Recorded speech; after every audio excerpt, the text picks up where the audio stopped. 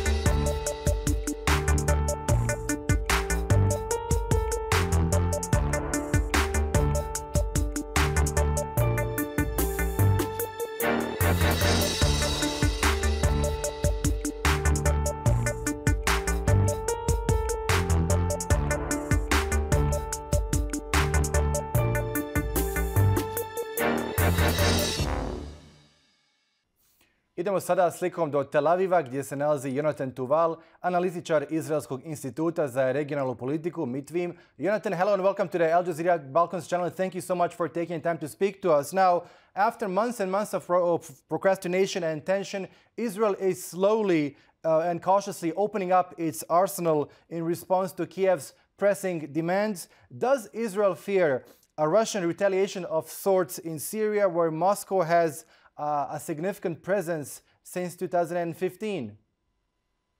Yes, hello, yes. So that's right. Israel has stubbornly refused, as you say, throughout the past year, and also in the face of considerable Western pressure to provide military assistance to Ukraine for fear of antagonizing Russia and jeopardizing its security interests in Syria. But there was a shift last week as Israel approved export licenses for the sale of anti-drone systems to Ukraine. We're talking about systems that could help the Ukrainian army counter the Iranian drones used by Russia. It's the first time since the Russian invasion that Israel has approved weapons sales to Ukraine, and there are several factors that explain this decision. The first one, and maybe the main reason, I think, is that it's with the introduction of Iranian-made drones, Israel now has a direct military interest in testing how its own anti-drone jamming system perform against Iranian drones under real combat conditions. Right. Now, the decision also reflects the sense that such a move would not antagonize the Russians too much. And the thinking here is that, first, the Israeli anti-drone systems are, strictly speaking, defensive in nature. They have no dual use potential as many other defense weapon systems often do. And they're designed to jam unmanned drones and not endanger the lives of any Russian soldiers.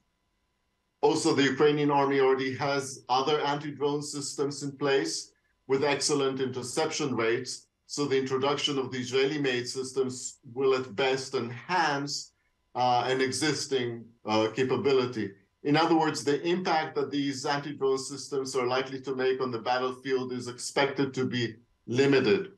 So to answer your question, yes, the Israelis do fear antagonizing the Russians, and the move is calculated to fall short of prompting them to retaliate, for instance, by limiting Israeli freedom of movement in Syria. So essentially, Iran's direct support for Russia is prompting Israel to indirectly become involved in this conflict.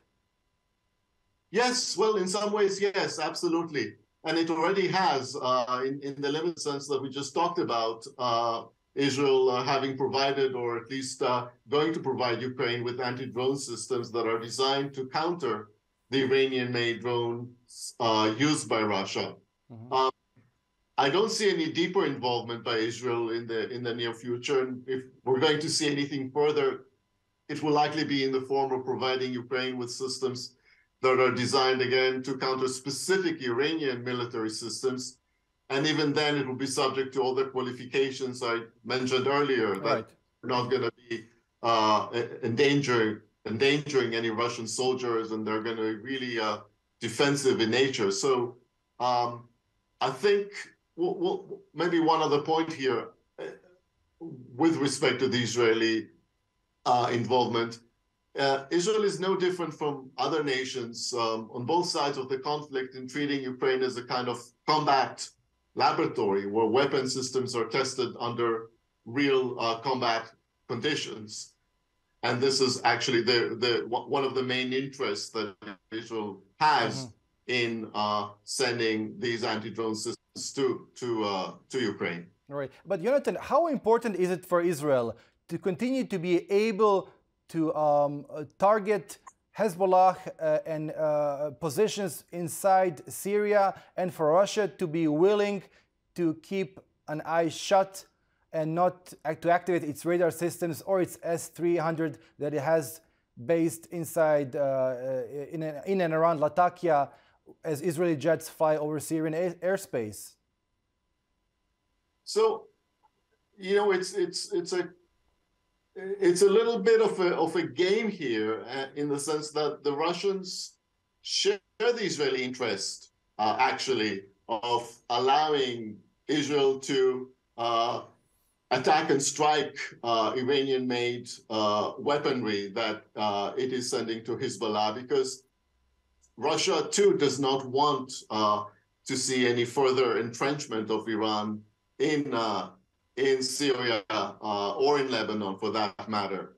So the Russians are trying to dissuade Israel by threatening to limit and curtail its freedom of flight over Syria. But the Israelis probably can be pretty rest assured that that would only be limited to threats as long as Israel does not really do something that is very provocative against Russia, and that does not do something to critically shift the balance of power in Ukraine, which Israel really is incapable of doing anyway. Mm-hmm. Now, Yonathan, since the war began, little has changed in the stance of key Middle Eastern governments towards the conflict. Most of them continue to see this conflict as a faraway European fight in which they have no stakes or few stakes. Is this the reason why they are reluctant to alienate and sanction Russia? And also, how close are Russian diplomatic, economic, and military links with Middle Eastern governments? You're absolutely right, Harun. I think it's fair to say that the general sentiment in many Middle Eastern capitals and public opinion across the Arab world is that this is a European war or a Europe-American war in which Arabs have no real stakes. Now, this is significant because this is something of a departure from the basic Arab stance in recent decades, which has generally been supportive of the United States. So why are the Arab countries taking this position now? There are multiple reasons, and of course there's considerable variance within and across the Arab world. The case of Syria, for instance, which has been the most pro-Russian Arab state, is not the same as that of Jordan, which has a very different position from that of Saudi Arabia or the UAE, or for that matter, Algeria or Tunisia. But generally speaking, what we're seeing is that Arab countries have not only not aligned themselves with the West against Russia, but they have been that they've even adopted a kind of positive neutrality in which they're continuing to cultivate their relations with Russia. And the motivations, again, vary from one country to another and range from economic and financial to political and ideological. Take Egypt, for instance. It relies on 85% of its wheat imports from both Ukraine and Russia.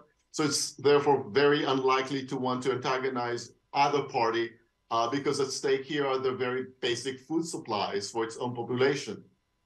For countries like Saudi Arabia and the UAE, the interests are financial. They have a lot of joint projects with Russia in many vital fields, especially within the framework of OPEC+. And we should not lose sight of less tangible issues, such as declining Arab confidence in Washington, especially among the Gulf countries.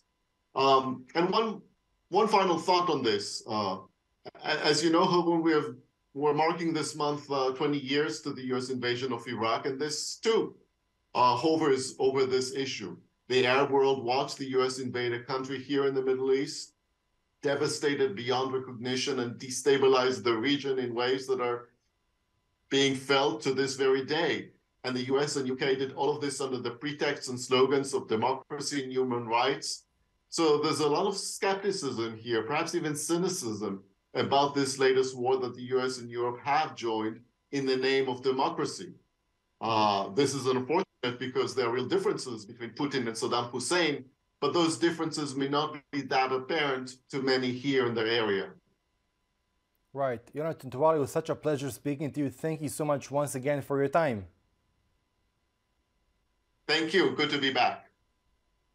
Rusija je povećala svoje prisustvo na Mediteranu proteklih mjeseci kako bi povratila svoj geopolitički i ekonomski utjecaj.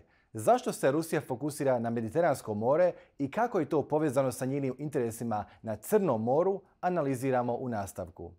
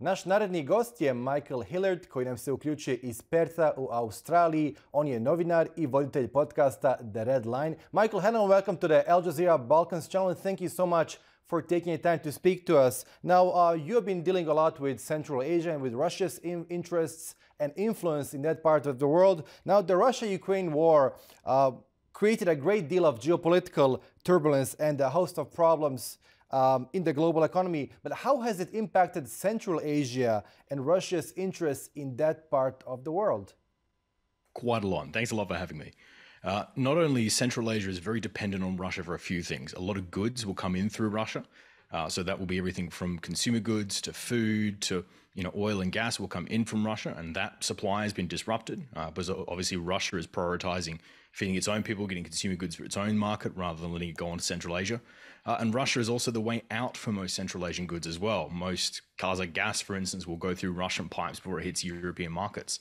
So by Russia being sanctioned, it's effectively landlocked Kazakhstan and the rest of Central Asia even further, as well as hurting the consumer good market and also breaking a bit of faith in Russia. There are a lot of talk of Kazakhstan, particularly, would they have similar situation to Ukraine with large Russian communities in the north there. So there's obviously talk of, if Ukraine was to fall today, will it be Kazakhstan a lot down the road? I don't think that's on the cards anytime soon. It's definitely a worry by some Kazakh people. Mm-hmm. Now, you mentioned gas. Gas plays a very important role in the energy mix of Central Asian states, especially Uzbekistan and Turkmenistan and Kazakhstan as well. So will high gas prices directly affect people's well-being and their purchasing power? So in some ways, obviously the gas market is different across Central Asia. So for Turkmenistan, for instance, it's a very large gas field. They have as much gas as Qatar, but they really only sell it to one client, and that'd be China. And unfortunately, China's done long-term contracts, so they don't get as much fluctuation in the price. When it comes to Uzbekistan, they actually don't sell a lot of gas. What they sell is electricity, and they've been really successful at selling it to Afghanistan, to Turkmenistan, to Kyrgyzstan, and that's doing quite well. Kazakhstan obviously wants to sell lots of gas, but again, it was usually selling it to the European market as well as China, and now that European market's been almost cut off due to sanctions. Even though the gas price is also high, it's not reaching the general public.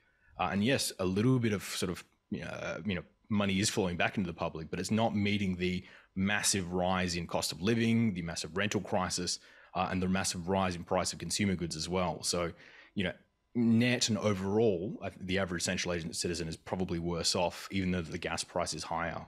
Obviously, there was a large Kazakh protests in January earlier last year, so we are worried that there may be protests again.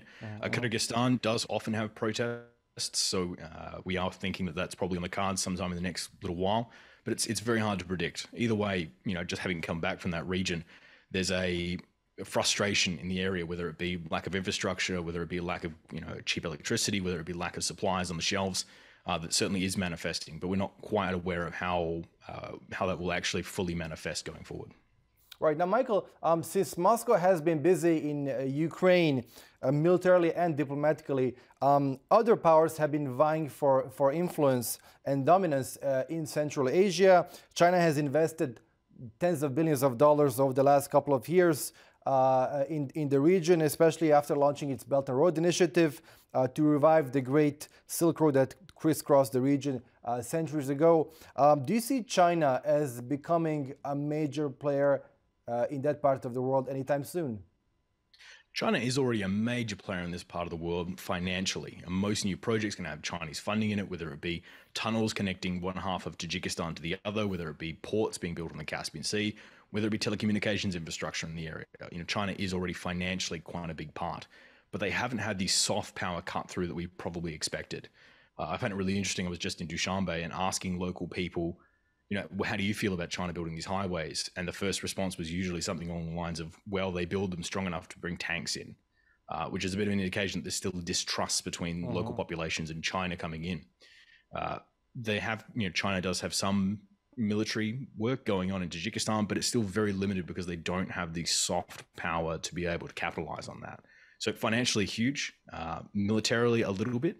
But we have seen, particularly with Armenia and Azerbaijan having a conflict, Russia not coming to the aid of Armenia, that there's also that worry at the moment that there isn't Russia with that military guarantee through the area, because obviously Russia right now is busy elsewhere. Right. So alliances like the CSTO don't have the faith in them that they once did. And we saw that when there was a recent skirmish between Kyrgyzstan and Tajikistan, that Russia didn't step into that conflict and effectively didn't really get too involved, which is worrying considering if there's a much larger scale conflict, Russia may not have the resources to play, sit between them and play peacekeeper. Right, Michael, but when you travel through Central Asian states, how do the locals perceive the ongoing war in Ukraine? And is there a palpable sense of fear that Russia might try to do a similar move in countries such as Kazakhstan, where, as you mentioned earlier, is a significant Russian minority? I mean, do people still perceive Russia as having irredentist aspirations for that part of the world? Well, Central Asia is not a monolith, and there are different groups in different areas. Obviously there are some people in Kazakhstan who are very worried about that happening in the next few years. There are others who think that, Ukraine invaded Russia and they've fallen into some of the propaganda traps. Generally, most people just want the war to end because they are desperate to get back to supplies being on the shelves at the rate they were and not having Russia sanctioned. But there is worry that, if Russia was to be successful in this one, great, that may be Kazakhstan next on the menu.